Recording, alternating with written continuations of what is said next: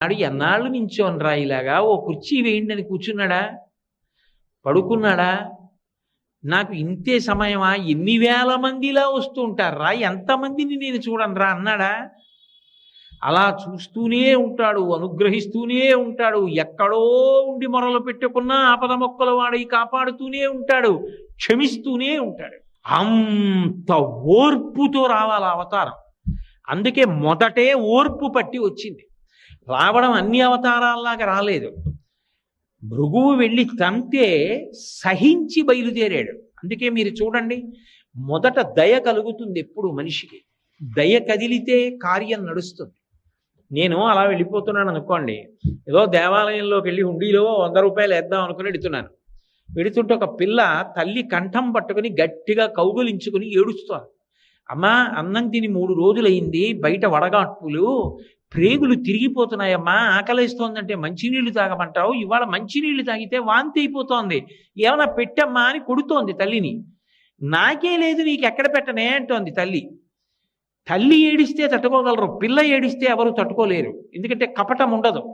అందుకే శంకరాచార్యులు వారంతటి వారు కనకధార చేస్తే పక్షి ఏడుస్తోంది అనలేదు, పక్షి పిల్ల ఏడుస్తోంది అన్నారు. విహంగ శిశం విషణ్ణే దుష్కర్మ ఘర్మమనీయ చిరాయ దూరం నారాయణ ప్రణయని నయనాంబువాహ అన్నారు.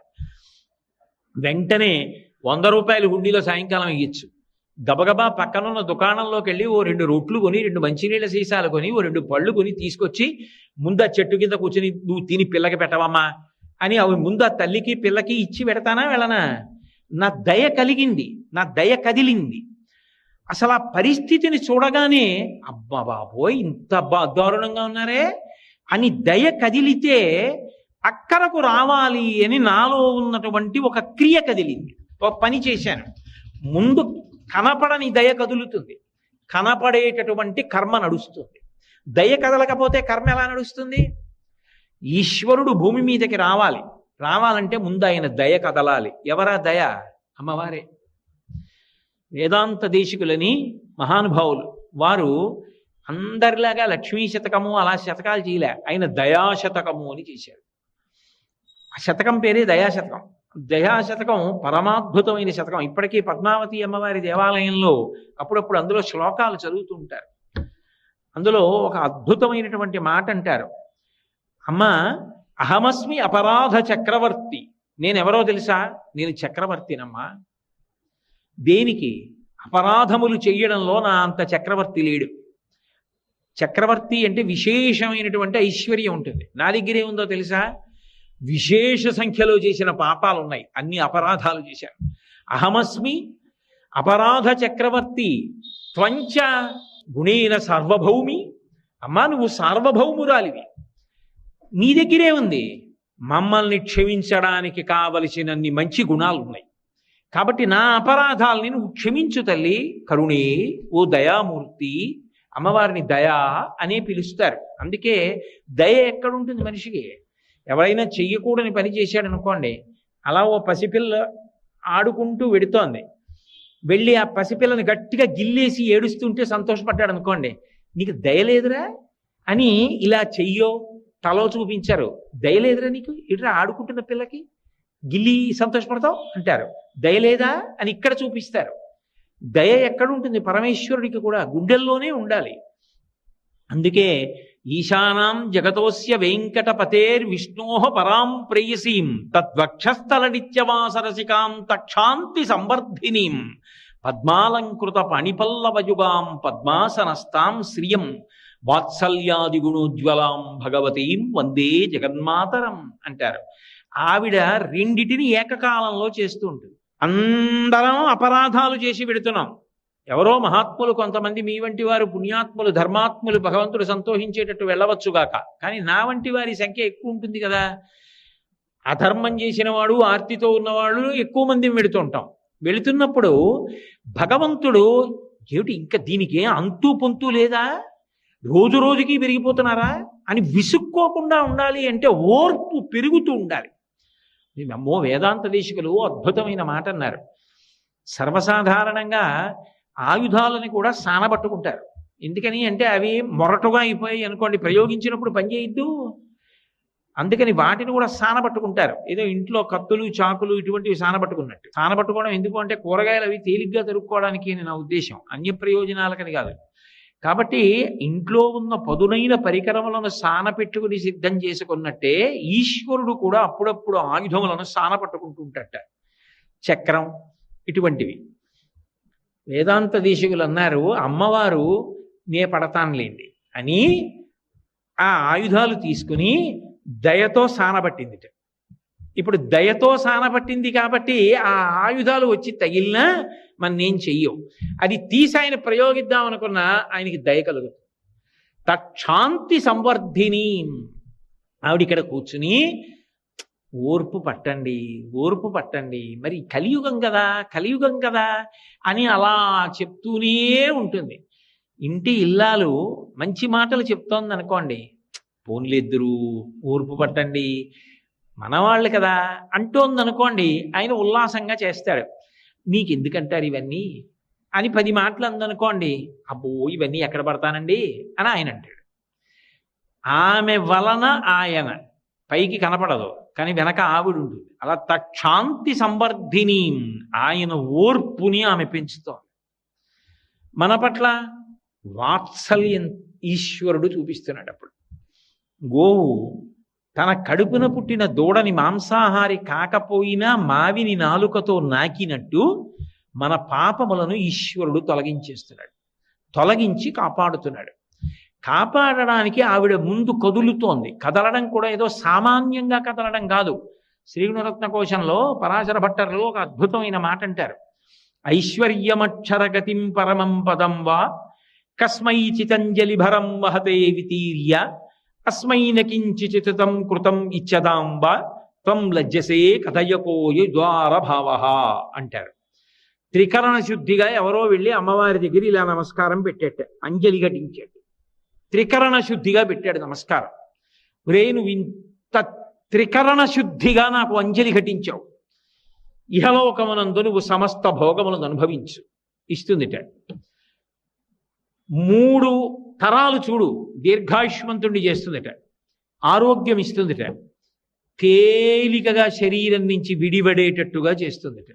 బాగా అర్థం అవ్వాలి అంటే, కొద్దిగా కలిపి చెప్పాలి అంటే, శ్రీమన్నారాయణుడితో కలిసి భూమి మీదకి వచ్చి శరీరం విడిచిపెట్టేసిన తరువాత ఆ జీవుణ్ణి చెయ్యి పట్టి విమానంలోకి ఎక్కించుకుని వైకుంఠానికి తీసుకెడుతుంటే జీవుడు చుట్టూ చూసి, స్వామి మీ దర్శనం అయింది, సంతోషం, మా అమ్మేది అని అడిగితే, మురే నువ్వు ఒక రోజు త్రికరణ శుద్ధిగా అంజలి ఘటించావు, అంజలి ఘటిస్తే నీకు ఇహలోకమునందు ఐశ్వర్యం ఇచ్చాను, 3 తరాలు ఇచ్చాను, ఆరోగ్యం ఇచ్చాను, దీర్ఘాయుర్దాయం ఇచ్చాను, తేలికగా శరీరం నుంచి విడివడిపోయే అదృష్టం ఇచ్చాను, శ్రీవైకుంఠానికి తీసుకెడుతున్నాను, ఇంతకన్నా నేను ఇంకా ఏమీ చెయ్యలేకపోయానని సిగ్గుబడి ఎర్రబడిన ముఖంతో అదిగో తెర పక్కన నించుందంటట.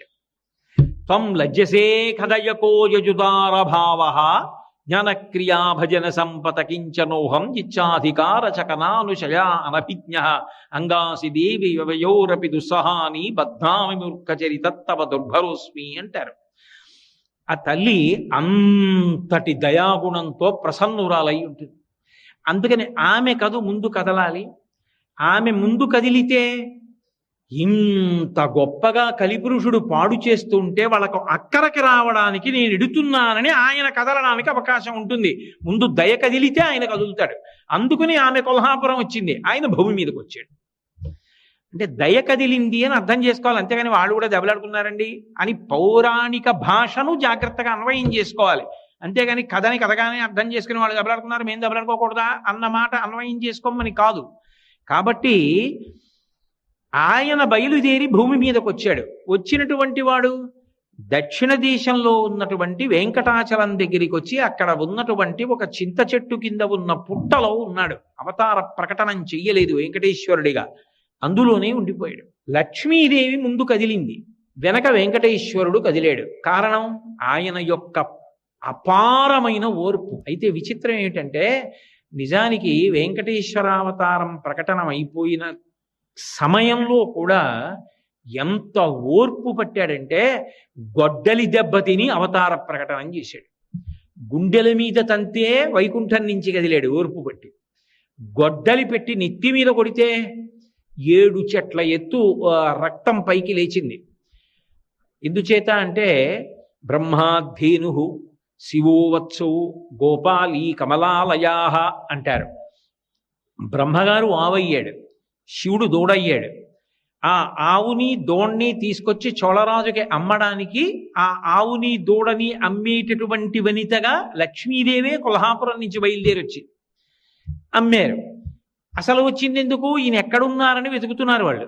వెతుకుతూ వెతుకుతూ సమాసిజ్ఞచ్చ వాల్మీకం సమంతాత్ క్షీరధారయ, అక్కడ ఉన్నటువంటి పుట్టలో శ్రీహరిని చూసి సంతోషించి బ్రహ్మగారు పాలు వదిలిపెట్టి అభిషేకం చేస్తున్నాడు. ఈ ఆవు పాలన్నీ అక్కడ వదిలిపెట్టి ఇంటికి వెళ్ళిపోతోంది. ఆవు పాలు ఇవ్వట్లేదు, ఏం చేస్తున్నామని ఆవిడకి కోపం వచ్చి ఆ గోవులను రక్షించేటటువంటి వ్యక్తిని కొట్టించింది. ఆయనకి కోపం వచ్చి మరునాడు మాటేసి చూస్తున్నాడు. ఆ ఆవు వెళ్ళి పాలు వదిలిపెట్టేస్తోంది పుట్టలోకి. అది సాక్షాత్ శ్రీమన్నారాయణుడి మీద వదులుతోంది, అది బ్రహ్మగారు ఆ గోవు. కానీ నిష్కారణంగా నేను దెబ్బలు తిన్నాను, ఈ ఆవు తీసుకెళ్లి పుట్టలో పాలు వదిలేస్తోందని కోపం వచ్చి ఆ కోపంలో యుక్తాయుక్త విచక్షణ మరిచిపోయి అన్ని దెబ్బలు తిన్నాడు కదా. మరి ఆ బాధ ఆక్రోశం ఉంటాయి కదా, చటుక్కున చేతిలో ఉన్న గొడ్డలి తీసి ఆవు మీదకి విసిరాడు. నేను ఇక్కడ ఉండగా గోవు మరణించకూడదు, నన్ను నమ్ముకున్న భక్తుడు బ్రహ్మగారు గోవు రూపంలో ఉన్నాడు, మరణించకూడదు, నేను కాపాడాలని చటుక్కున పుట్టలోంచి పైకి లేచి ఆవుకు అడ్డంగా తలపెట్టాడు. కుఠారాణాతి తీక్షణేన తాడితో వెంకటేశ్వర సప్తతాళ ప్రమాణేన రక్తస్ఫూర్తిరభూస్తథా. ఆ గొడ్డలి తగలగానే 7 తాటి చెట్లంత ఎత్తు నెత్తురు పైకి లేచింది. గొడ్డలి దెబ్బతిని అవతార ప్రకటనం చేశాడు. ఎంత ఓర్పు పట్టాలి! ఎవరి కోసం పట్టాడు అంటే కలియుగం ఆయన నిర్ణయించింది. అయ్యో, కలిపురుషుడి యొక్క ఉద్ధతి వలన వీళ్ళందరూ పాడైపోతారేమో, నేను అక్కడికొచ్చి కాపాడకపోతే ఎలా? అందుకని ఆయన బయలుదేరినప్పుడే ఇన్ని కష్టాలు పడి ఓర్పు చూపించాడు, నిలబడడంలో ఓర్పు చూపించాడు, రాత్రింబవళ్ళు అలాగే ఉండిపోయాడు. అందుకే మహాభారతంలో ఉద్యోగ పర్వంలో విదురుడు రాత్రివేళ ధృతరాష్ట్రుడితో మాట్లాడుతూ విదురు నీతి అని కొన్ని మంచి మాటలు చెప్తాడు. చెప్తూ చెప్తూ ఓ మాట అంటాడు, క్షమించువానికని చాలమి పెట్టెదరు అయినంతలపన్ అనూన క్షమయ మెరయు తొలవు ఉత్తమ రూపంబు కోరువారు దల్తురుదాని అంటాడు. ఉన్న రూపం ఇంకా అందంగా ఉండాలి అంటే మంచి మంచి భూషణములు పెట్టుకుంటారు. అసలు పైకి కనపడనటువంటి భూషణములలో గొప్ప భూషణం ఏది అంటే ఓర్పు. ఆ ఓర్పు పట్టడం అన్నది ప్రయత్నపూర్వకంగా ఎవరు నేర్చుకుంటారు అంటే ఉత్తమమైన రూపం అంటే మంచి కీర్తి పొందాలనుకున్నవాడు ఓర్పు పట్టడం నేర్చుకోవాలి. రామాయణం బాలకాండలో కుశనాభోపాఖ్యానంలో వాల్మీకి మహర్షి అంటారు, అసలు క్షమాదానం, క్షమా యజ్ఞ, క్షమా సత్యం హి పుత్రికా, క్షమా ధర్మ, క్షమా సత్య, క్షమయావిష్టితంజ. ఓర్పు పట్టడమే సత్యం, ఓర్పే దైవం, ఓర్పే సమస్తం. ఓర్పు లేనివాడు లోకంలో సాధించగలిగినది ఉండదు. ఎవడు ఓర్పు పట్టగలడో వాడే విజయాన్ని చిట్ట చివరికి సాధిస్తాడు. తులసీదాస్ గారు అంటారు, ధీరే ధీరే రేమనా ధీరే సబగుచి హోయ్ మాలీసించే సౌకర్యే ఋతువాయే ఫల్హోయ్ అంటారు. ఇవాళ మొక్క వేసి నేను రాత్రింబవళ్ళు నీళ్లు పోస్తే కుళ్ళిపోతుంది. అది పెద్దదయ్యే వరకు ఎదురు చూస్తే అప్పుడు అది కాయలు కాస్తుంది. ఓర్పు ఉండాలి. ఓర్పు లేకుండా ఏది సాధించలేడు మనిషి. ఆ ఓర్పు పట్టడం నేర్చుకోండి తప్ప కలిపురుషుడికి ఉద్ధతికి లొంగిపోయి తప్పు పనులు చేయడం కాదు. ఓర్పు పట్టి మనిషి ధార్మికంగా ప్రవర్తించడం నేర్చుకోండని చెప్పడానికి తాను అంత ఓర్పు పట్టినటువంటి అవతారం వెంకటేశ్వర అవతారం. అందుకే అటువంటి అవతారం ఈ లోకంలో ఇంకొకటి లేదు. వెంకటేశ సమో దేవో నభూతో నభవిష్యతి. అందుకే ఆ తల్లి లక్ష్మీదేవి ఒక మాట అడిగింది, వెంకటాచల మహాత్మ్యము అని చెప్పి తరిగొండ వెంగమాంబ గారు చేశారు. అయితే ఒక గ్రంథాన్ని పరిశీలించేటప్పుడు అది ఏ కాలంలో వ్రాయబడింది, ఎంత ప్రాచీనమైన గ్రంథం అన్నది ఎంత అవసరమో, గ్రంథకర్త ఎంత శక్తివంతులు, ఎంత భగవదానుగ్రహ సంపన్నులు అన్నదాన్ని కూడా పరిశీలించవలసి ఉంటుంది. తరిగొండ వెంగమాంబ గారు అంటే సామాన్యమైన వ్యక్తి కాదు. ఆవిడ భాగవతం చదువుతుంటే తన కథ, అయినా సరే వెంకటేశ్వరుడు రాత్రివేళ వచ్చి తూగుటుయ్యలలో కూర్చుని ఉయ్యాల ఊగుతూ కళ్ళు మూసుకుని కొడుతూ వింటూ ఉండేవట. ఆవిడ భాగవతం చెప్తుంటే, ఆవిడ గ్రంథరచన చేసినవి చదువుతుంటే శ్రీ వెంకటేశ్వరుడంతటి వాడు చెవి ఒగ్గి వింటూ ఉండేవాడు. ఆయన వింటుండగా అది సత్యము కానిదనుకోండి, ఆయన ఎలా అంగీకరిస్తాడు? అంతటి మహాభక్తురాలు. ఇప్పటికీ సవికల్ప సమాధిలో ఉంది ఆవిడ. తరిగొండ వెంగమాంబ గారి పేరు మీద ఉన్నటువంటి పాఠశాల వరాహస్వామి గెస్ట్ హౌస్ వెనకాతలే ఉంది. అక్కడే బృందావనంలో ఉంది ఆ తల్లి. ఆవిడ రాత్రివేళ ఆనందనిలయం తలుపులు వేసేసిన తరువాత సొరంగ మార్గంలో వెంకటేశ్వరుడి దగ్గరికి వెడుతూ ఉండేది. ఒకప్పుడు ఆతీరాం బాబాజీ మఠానికి సంబంధించినటువంటి వాళ్ళు లోపల మాటు వేసి కూర్చుని ఆ తల్లిని చూశారు కూడా. అలా అంత శక్తి కలిగినటువంటి తల్లి, అంతటి మహోపాసకురాలు ఆవిడ. ఒక అద్భుతమైనటువంటి ఘట్టాన్ని ఇచ్చారు. పద్మావతి పరిణయం అయిపోయింది. అయిపోయిన తర్వాత లక్ష్మీదేవి వెంకటేశ్వరుడితో ఏకాంతంలో మాట్లాడుతూ ఒక మాట అంది. అనగా పిండికి నేను వచ్చినప్పుడిచట ధనంబు లేదని చెప్పిన తప్పే, అట్లు చెప్పినన్ ప్రేమతో ధనంబు నేనియనే, నన్నప్పుడు తేరచేసి ధనదున్ నా పిండ్లికి నీవు అప్పు ఇమ్మని యాచించుట ఏమి కార్యము తెలుపుమా ఓ వెంకటేశ అంటుంది. ఓ వెంకటేశ్వర, నాకు ఓ మాట చెప్పు. నిజంగా ఈ అవతారంలో నువ్వు వైకుంఠం నుంచి వచ్చినప్పుడు నీ దగ్గర డబ్బేమీ లేదనుకో, పోనీ అనుకో, పద్మావతి పరిణయానికి డబ్బులు కావలసి వచ్చాయి అనుకో. నేను వచ్చాను కదా పెళ్లికి కొల్హాపురం నుంచి, ఏదో పాతాళలోకం నుంచి వచ్చానుగా సూర్యభగవానుడు వచ్చినప్పుడు లక్ష్మి పెళ్లికి డబ్బులు లేవంటే నేను ఇవ్వనా ప్రేమతో? నువ్వు నన్నడగకుండా నన్నప్పుడు తేరచేసి ధనదున్ నా పిండ్లికి ధనమిమ్మని అప్పు చేయుట ఏమందున్ జగన్నాయక. ఓ జగన్నాథుడా, కుబేరుడి దగ్గరికి వెళ్ళి లక్ష్మీపతివి నా పెళ్లికి అప్పిమ్మని, పైగా ఓ నోటు రాసిచ్చి దానికి రుణపత్రం ఇచ్చి డబ్బు అప్పుచ్చుకుని పెళ్లి చేసుకున్నావా? ఎందుకు చేసావలా అని అడిగింది. అడిగితే ఆయన అప్పుడు ఒక మాట చెప్పాడు. లక్ష్మి, నువ్వు డబ్బు ఇవ్వలేవని కాదు, నేను డబ్బు సృజించలేక కాదు. నేను శ్రీయప్పతిని, నువ్వు నా భార్యవి. ధనము లేక కాదు అప్పు చేసింది, అది మిష. నిజానికి నేను ఎందుకున్నానో తెలుసా? కలియుగంలో ఇక్కడే. దానికి ఒక కారణం ఉంది. శ్రీవైకుంఠ విరక్తాయ స్వామి పుష్కరిణీతటే రమయా రమమాణాయ వెంకటేశాయ మంగళం. శ్రీవైకుంఠం మీద విరక్తి పుట్టింది. కారణం భోగాలు తక్కువై కాదు. అయ్యో, ఈ యుగంలో కలిపురుషుడి ఉద్ధతి వలన ప్రజలందరూ ఇంత బాధపడుతున్నారు. బాధపడుతుంటే వాళ్ళని కాపాడడానికి నేను అక్కడ ఉండకుండా ఇక్కడ కూర్చుని ఏం చేస్తాను? వాళ్ళకి ఊరట కలగాలంటే అంతటా ఉన్నానన్నది సత్యమే, కానీ నేను ఒక రూపంతో వాళ్ళకి ఎదురుగుండా కనపడితే వాళ్ళకి ఊరట. అందుకని నేను అక్కడ ఉండాలి. అక్కడ ఉండడం కోసమని నేను వెళ్ళాలి. అందుకని నేను ఇక్కడే ఉంటాను, నేను రాను. కారణం ఏమిటో చెప్పమంటావా? కలియుగంబున ప్రజలు పాపకర్మంబులనరించి రోగాది తాపత్రయముల్ కలుగగా వెరచి తత్కాలంబునందు నన్ను పేర్కొనుచు పలు మొరల్ పెట్టినప్పుడు వచ్చు వారి ఆపదల తీర్చి వారి బ్రోవక ఒరకుండుట నాకు నీతి కాదు. పాపంబుపై ఆకర్షణంబు చేసి వచ్చు ఆపదల తీర్చి ధనము ఈ కొండపైకి రప్పించి నిస్పృహుండనగుచు అజ్ఞులైన జనులకిప్పింతు నచలమతిని. ఎందుకుంటానో తెలుసా? ఇక్కడ ఈ తిరుమల క్షేత్రంలో, ఈ ఆనంద నిలయంలో నేను ఎందుకు ఉండిపోయానో తెలుసా లక్ష్మి? ఎందుకు అప్పు తీసుకున్నానో తెలుసా? ఎందుకు వడ్డీ కడుతున్నానో తెలుసా? కలిపురుషుడి యొక్క ఉద్ధతి వలన అనేకమైన పాపములు చేస్తారు ప్రజలు. ఆ పాపములు చిన్న చిన్నవైతే వాళ్ళ కార్యక్రమాలను ఇబ్బంది పెట్టనటువంటి చిన్న చిన్న రోగములుగా పోతుంటాయి. కానీ అసలు పెద్ద పెద్ద పాపములైతే ఏం చేస్తాయంటే, ఏ కార్యమును చేయడానికి శక్తి లేని స్థితిలో ఆ పాపము బాధ పెడుతుంది. పైగా ధనం విశేషంగా క్షయమైపోతుంది. గొప్ప బాధని శరీరంలో పొందుతూ ఉంటాడు.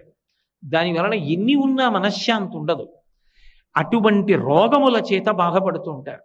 కలియుగంబున ప్రజలు పాపకర్మంబులనురించి రోగాది తాపత్రయములు కలుగగా విరచిత కాలంబు నన్ను పేర్కొనుచు పలు మొరలు పెట్టినప్పుడు ఆ రోగాలు కలిగి విశేషమైన బాధలు కలిగి, అప్పుడు బాధ ఒక్కడే అనుభవించలేడు.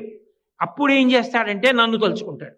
ఏడుకొండలవాడ వెంకటరమణ, ఆపద ముక్కలవాడ, అనాథ రక్షక, నన్ను కాపాడవయా స్వామి, నిలువు దోపిడీ ఇస్తానంటాడు. ధనము ఈ కొండపైకి రప్పించి నిస్పృహుండనగుచు అజ్ఞులైన జనులకిప్పింతు నచలమతిని.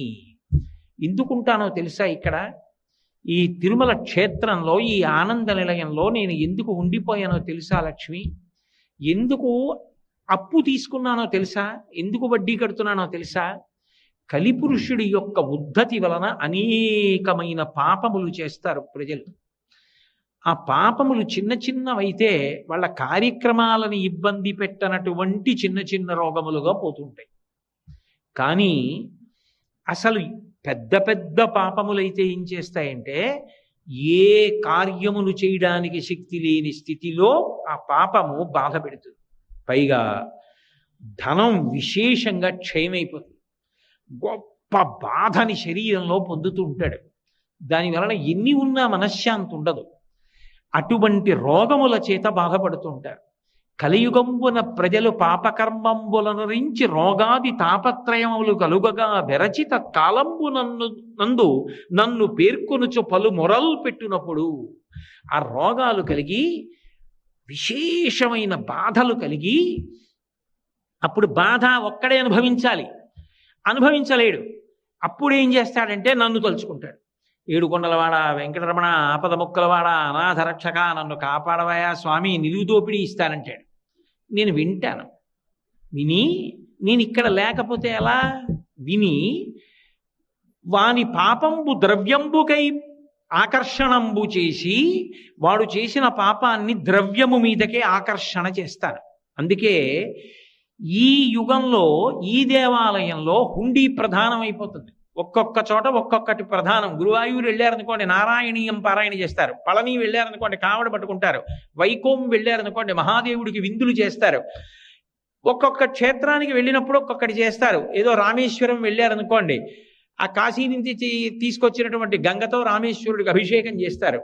ప్రయాగ వెళ్ళారనుకోండి, ఇక్కడి నుంచి పట్టుకెళ్ళినటువంటి ఇసుక అక్కడ గంగలో కలుపుతారు. ఇలా సముద్ర జలాల్ని తీసుకెళ్లి కలుపుతూ ఉంటారు. ఇలా ఒక్కొక్క చోటుకి వెళ్ళినప్పుడు ఒక్కొక్కటి చేస్తూ ఉంటారు. త్రిపెట్రియార్ అనే క్షేత్రం ఉంది, అక్కడికి వెళ్ళారనుకోండి రామాలయం తుపాకీ పేలుస్తారు ఒకసారి. ఒక్కొక్క క్షేత్రంలో ఒక్కొక్క పని చేస్తారు. ఈ క్షేత్రంలో ధనాన్ని హుండీలో వేయడం ప్రధానం అవుతుంది. ఎందుకు అవుతుందో తెలుసా? వారి పాపంబు ద్రవ్యంబుపైకి ఆకర్షణంబు చేసి, ఎన్ని పాపాలు చేశాడో అంత పెద్ద మొక్కుతాడు.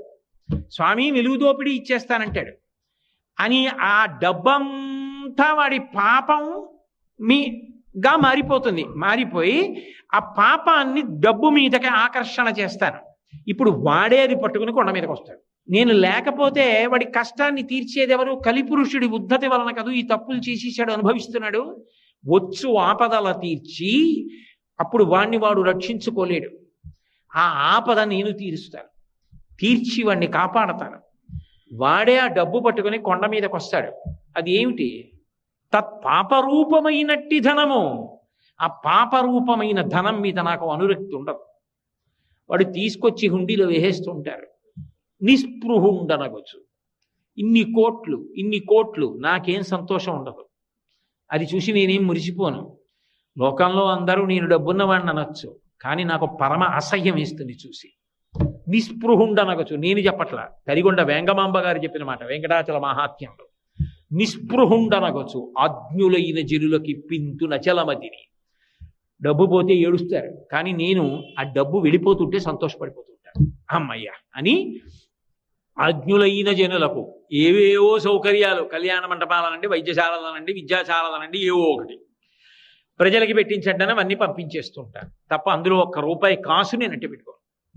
తత్పాపరూపమైనట్టి ధనము నాకు ఇష్టం ఉండదు.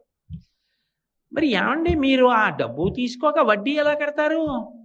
నా దగ్గర వద్దంటారు ఎలా అంటే, ఇలను ధర్మాత్ములైన వారిచ్చినట్టి పరమ ధార్మికుడైన వాడు ఉంటాడు, వాడికి ధర్మానుష్ఠానం అంటే మహాప్రీతి, ధర్మం అంటే అంత నమ్మకం. వాడు బయలుదేరుతాడు ఇంటి దగ్గర వెంకటాచలం పెడతానని. వాడు వెంకటాచలం పెడతానని బయలుదేరగానే నా ముఖం ఇంత అయిపోతుంది. ఇప్పటికీ వెంకటాచలంలో పెద్దలు చెప్తూ ఉంటారు, ఒక్కొక్కసారి స్వామివారి ముఖం కళలాడిపోతుంది, అంత ఆనందపడిపోతారని. వాళ్ళు అనుకుంటారట ఎవరో ధార్మికుడు బయలుదేరాడని. నాకు పేర్లు చెప్పడం ఇష్టం లేక చెప్పట్లేదు, అక్కడ ఉన్న అధికారులే చెప్తుంటారు. ఆయన ఎవరో వస్తాడు, ఆయన ఎవరో ఎవరికి తెలియదు. ఆయన వస్తాడు, స్వామిని చూస్తాడు, స్వామి పొంగిపోతాడు ఆయన్ని చూసి, ఆయన వెళ్ళిపోతాడు. ఈయన చిన్నపుచ్చుకుంటాడు, అయ్యో వెళ్ళిపోయాడే, మళ్ళీ ఎప్పుడు వస్తాడో అనుకుంటాట. ఇలను పుణ్యాత్ములైన వారిచ్చినట్టి ధనము నే కొంత గైకొని కొంత ధనతుకు వడ్డీకిచ్చి వింతలేన చేయుచుండెదననుచు మచికను బలికే. ఆ ధర్మాత్ముడైన వాడు హుండీ దగ్గరికి వస్తాడు. వాడేం పెద్ద పెద్ద నోట్ల కట్టలు బంగారం ముద్దలు వాడేం వేయడు. వాడు ఏదో జాగ్రత్తగా పంచ మడతలో పెట్టుకున్నది ఏదో తీసి ఆ హుండీలో ఇలా వేస్తాడు. నేనేం చేస్తానో తెలుసా, అది హుండీలో పడిపోకుండా ఎవరికీ కనపడకుండా చెయ్యి పెడతాను, పెట్టి ఆ పడుతున్న దాన్ని నేను పట్టుకుంటాను, అది తీసుకుంటాను. ఇలను పుణ్యాత్ములైన వారిచ్చినట్టి ధనమునే కొంత కైకొని కొంత ధనతుకు వడ్డీకిచ్చి ఆ తెచ్చి ఆ డబ్బు దాస్తా. ఆ డబ్బులోంచి కుబేరుడికి వడ్డీ కడతా, కొంత నా జేబులో ఖర్చులకి పెట్టుకుంటా. యుగధర్మం, ఆయన కూడా యుగధర్మం పాటిస్తూ ఉంటాడు. అందుకని నేను మీకు ఎన్నో చోట్ల చూపిస్తే ఆయన యుగధర్మం పాటించడం ఎంత గొప్పగా పాటిస్తాడో. కాబట్టి కొంత ధనతుకిచ్చి కొంత ధనతుకు వడ్డీకిచ్చి నేను వింతలీల చేయుచుండెదననుచు మచ్చికను బలికే. నేను వింతలీల చేస్తూ ఉంటాను లక్ష్మి, పాపాలు చేశారని చెప్పి చంపేను, అవకాశం ఇచ్చి మారమని చెప్తాను. ఏం సాధించావు పాపం చేసి? ఏం సుఖపడ్డావు? ఏం సంతోషపడ్డావు? ఏం రక్షింపబడ్డావు? నన్ను నమ్ముకుని బ్రతికితే ఏటీఎం కౌంటర్లో కూడా డబ్బులు ఉండకపోవచ్చేమో, ఏటీఎం కౌంటర్లో కూడా నీకు డబ్బున్నా నీకు కావలసినంత డబ్బు ఇవ్వకపోవచ్చేమో. నన్ను నమ్ముకున్నవాడు మాత్రం చెడిపోవడం అన్నమాట ఉండదు కదా, నేను కాపాడతాను కదా. కలలోనంతన్మున్నెరుంగని మహాకష్టాత్ముడైనట్టి దుర్బలుడాపత్ సమయంబునం నిజ పదాబ్జాతంబు ఉల్లంబునం తలపన్ అంతని వచ్చి ఆర్తిహరుడై తన్నైన ఇచ్చం సునిశ్చల భక్తిభావములను భజించు వారికిడడే సంపద్విశేషోన్నతులు అంటుంది కుచేలుడి భార్య భాగవతంలో. కలలో కూడా ఆయన పేరెత్తనటువంటి వాడు పిలిచినా కూడా ఆపదముక్కల వాడై పరిగెత్తుకొచ్చి రక్షిస్తుంటే ఆయన ఎందు భక్తితో ప్రవర్తించినటువంటి వాణ్ణి చూసి ఆయన ఎంత ఆనందపడిపోతాడు. ఆయన రక్ష ఉండగా నిన్ను ఏది పాడు చేస్తుంది? ఎందుకు ధర్మాన్ని వదిలిపెట్టి అవన్నీ పట్టుకు తిరుగుతావు చెప్పు? ఇప్పటికైనా మారు, అంతే తప్ప మళ్ళీ ఇప్పుడేదో రక్షించాలని మళ్ళీ వెళ్ళి మళ్ళీ ఆ ధర్మం పట్టు కూర్చోకు. జీవితంలో మారడం నేర్చుకో, నన్ను తెలుసుకో, నన్ను పట్టుకో అని వాడికి ఉపదేశం చేస్తాను. వాడి బుద్ధి మార్చడానికి ప్రయత్నిస్తాను, తల తీసేయను, తలలో మార్పు తేవడానికి ప్రయత్నిస్తాను. నేను ఇక్కడ ఉండకపోతే వాడికి ఆ ఊరట ఎలా వస్తుంది? ఆ ఊరట కల్పించడం కోసం నేను ఇక్కడ కూర్చుంటున్నాను. కలిబాధమాన్ప తిరుమల కలియుగ వైకుంఠమనగ గైసేసిన మీ సలలిత కరుణాహృదయము కలలోనను మరువరాదు కంజదలాక్ష అంటారు. కలిబాధమాన్ తీర్చడానికి ఆయన వైకుంఠం నుంచి బయలుదేరి వచ్చి సర్వ సుఖములను అనుభవించవలసిన వాడు అంత కష్టపడి అలా నిలబడి అలాగే ఉండిపోయి నేనున్నాను అని కాపాడి ఎక్కడో ఎవడో పాపం చేసి ఆర్తి పొందినా సరే ఈసారికి నిన్ను కాపాడుతున్నాను, వద్దురా, నా మాట వినరా, అధర్మం జోలికి వెళ్ళకరా అని మనసు మార్చడం కోసమని వైకుంఠాన్ని వదిలిపెట్టి ఇక్కడికొచ్చి పద్మపీఠం మీద నిలబడిపోయాడు. అంత దయగలిగిన అవతారం ఎక్కడుంటుంది? అంతటి కారుణ్యమూర్తి ఎక్కడుంటాడు? అందుకే వెంకటేశ్వర అవతారంతో మిగిలిన అవతారాల్ని పోల్చి మాట్లాడడానికి అవకాశం లేదు అన్నారు. వెంకటేశ సమోదేవో నభూతో నభవిష్యతి. కాపాడడం ఒక్కటే కాదు, పుణ్యం చేయడం కష్టం కదా. ఈ యుగంలో కలిపురుషుడు పుణ్యం చేయాలి అంటే పెట్టుబడి పెట్టాలి, కాసేపు వచ్చి కూర్చోవాలి, కాసేపు వినాలి, కాసేపు శ్రద్ధతో చూడాలి. ఓ ఉత్సవంలో పాల్గొనాలంటే ₹1 ఖర్చు పెట్టాలా? ఓ గంట వచ్చి కూర్చోవాలా? కొన్ని రోజులు తెల్లవారుజామున నిద్ర లేవాలా? ఇవన్నీ పెట్టుబడి. ఏమీ చెయ్యకుండా రమ్మంటే పుణ్యం ఎక్కడి నుంచి వస్తుంది? రాదు జీవుడికి. నలుగుడు పడితే పుణ్యం వస్తుంది. చెరుక్కర్రైనా నలిగితేనే తీయని రసం వస్తుంది. ఏ నలుగుడు పడకుండా రమ్మంటే ఎక్కడి నుంచి వస్తుంది? అందుకని కలియుగంలో పుణ్యకర్మల కొరకు వెచ్చించమంటే వెచ్చించరు. కానీ నేను వాళ్ళకి ఒక గొప్ప పుణ్యాన్ని కట్టబెడతాను. ఇక్కడ నిలబడి ఏమి కట్టబెడతాను అంటే, స్కంద పురాణంలో శ్రీ వెంకటేశ్వరుని యొక్క మూర్తిని దర్శనం చేసినంత మాత్రం చేత సకల తీర్థముల యందు స్నానము చేశాడని, అందరూ దేవతల్ని దర్శనం చేశాడని ఫలితాన్ని పొందడానికి అవకాశం ఉంటుంది. అంత గొప్ప దర్శన ఫలితాన్ని భక్తులందరికీ కట్టపెట్టడం కోసం కలియుగం కాబట్టి కలిపురుషుని యొక్క ప్రచోదనం మేరకి బుద్ధిలో వచ్చేటటువంటి వైక్లభ్యముల వలన చేసేటటువంటి పాపముల నుంచి మనుష్యుణ్ణి విముక్తుణ్ణి చేయడం కోసం వెంకటేశ్వర స్వరూపంగా మీరు ఇలా నిలబడండి అని ఎవరు అడగకపోయినా తనంత తానుగా ఆ భంగిమను నిర్ణయం చేసుకొని, ఆ ముద్రలను నిర్ణయం చేసుకొని స్వామి ఆ శేషశైలం మీద, ఆనందనిలయ విమానంలో, పద్మపీఠం మీద అలా నిలబడి ఉన్నాడు. అది కేవలంగా ఒక మూర్తి కాదు. దానిని దేవతా సంఘములు తయారు చేయలేదు, విశ్వకర్మ చెక్కలేదు. అది ఎవరు మీరు ఇలా ఉండండి అని ప్రార్థన చేస్తే పట్టిన భంగిమ కాదు. సాక్షాత్ శ్రీమన్నారాయణుడే లోకానికి అంతటికీ కూడా ఒక సందేశం ఇవ్వడం కోసమని, మౌన వ్యాఖ్య చెయ్యడం కోసం ఒక ప్రత్యేకమైనటువంటి ముద్ర పట్టి నిల్చున్నటువంటి మూర్తి అని మీకు వివరణ చేయడం జరిగింది. పద్మాసనస్థయౌ పద్మావతీదేవి నిజవక్షమందున నిలుపుకొనుచు, జనులకు తన చరణములే గతి అని దక్షిణ కరము పాదములు చూప, తన చరణములు నమ్మిన వారలకు ఈ భవాంబోధి కటిదగ్నమగునటంచు, వామహస్తంబు కటిభాగమున నుంచి చూపరులకు సంకేతించుచుండ, పరమ పావన శేష పర్వతము మీద అలరు ఆనంద నిలయమందను నిలచి, దివ్యమంగళ విగ్రహుండవ్యయుండు పరమ పావనుడు శ్రీ వెంకటేశ్వరుడు వేడిక అంటారు. ఆ వెంకటేశ్వర స్వామి వారి యొక్క మూర్తి వైభవాన్ని చెప్తూ ఆయన నిలబడినప్పుడు కొద్దిగా ఎడం పక్కకి వంగినట్టుగా ఉంటారు. ముఖమున చిరునవ్వు స్పష్టంగా కనపడుతూ ఉంటుంది. మూతి ఏదో సున్నా చుట్టినట్టుగా ఉండి ప్రహృష్టవదనంతో ఉంటారు. ఎంతో సంతోషంగా ఉంటారు. బాగా పట్టి పట్టి చూస్తే రెండు కన్నులు మూసుకుని ఉన్నారా అని అనిపిస్తుంది. ఆ ఊర్ధ్వపుండ్రములు కూడా అంతగా పెట్టబడి ఉంటాయి. అసలు నిజానికి కన్నులు తెరిచి చూసినప్పుడు కనపడేటటువంటి వస్తువులన్నింటి వలన పొందేటటువంటి సంతోషము కన్నా, కన్నులు మూసుకుని నువ్వెవరో తెలుసుకొని నీలో ఉన్నటువంటి ఆత్మని అనుభవంలోకి తెచ్చుకున్న నాడు కలిగేటటువంటి ఆనందమే మనుష్య జన్మ యొక్క పరమావధి అని తెలియచేయడానికి ఆయన లోచూపుతో చూస్తూ ఉంటాడు. పై కన్నులతో కాదు.